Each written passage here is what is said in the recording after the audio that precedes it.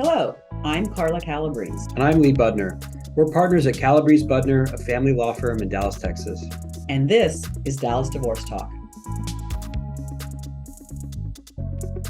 Welcome back to Dallas Divorce Talk. I'm Carla Calabrese. I'm your host for this podcast, and we are still talking about the great benefits of collaborative divorce. And today we're going to talk about a podcast that I entitled "My Spouse Had an Affair and I Want Revenge. I Want Blood. I want his you-know-what on the you-know-what platter." So I hear that all the time as a divorce lawyer. It's so understandable. Nobody wants to think that, that their spouse went out and cheated outside the marriage, found somebody else to float their boat. That's not fun. That feels awful, awful, awful. And I completely understand that.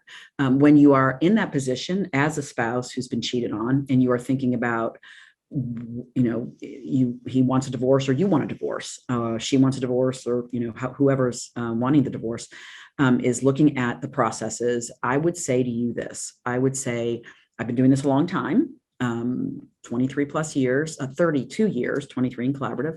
And I have a breadth of a depth and breadth of experience that helps me to be able to tell you the differences that I see in how you deal with this issue of your spouse having an affair or wronging you in some other way that is feeling so you feel so violated. And most people, because of the TV shows, because, what we see out there, War of the Roses, they think you have to go for revenge, that you have to go for blood, that you have to get the meanest badass lawyer, the bulldog of all bulldogs, so you can go after your spouse. And I'm here to tell you that's not the way to go.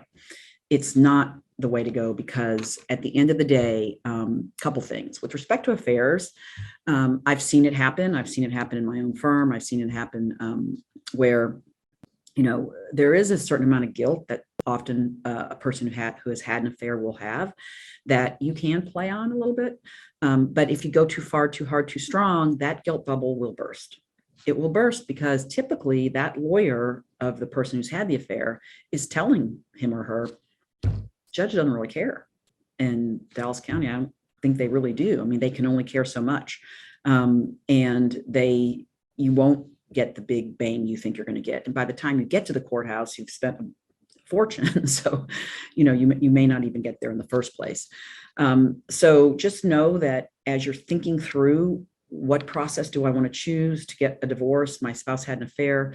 The affair is going to only go so far. I will tell you that in collaborative, we've had a lot better success in dealing with that affair, and maybe even getting our clients who've not had the affair a little more of the estate,